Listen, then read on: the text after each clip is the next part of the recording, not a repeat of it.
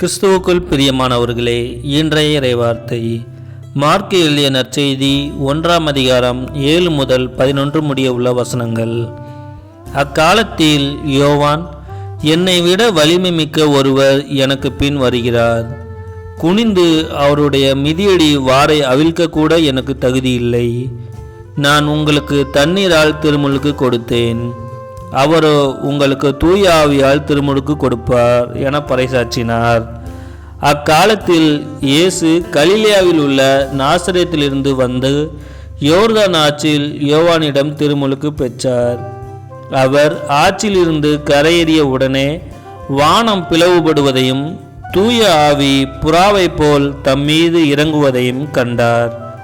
அப்பொழுது, என் அன்பார்ந்த மகன் நீயே, உன் பொருட்டு நான் பூரிப்படைகின்றேன் என்று வானத்திலிருந்து ஒரு குரல் ஒலித்தது.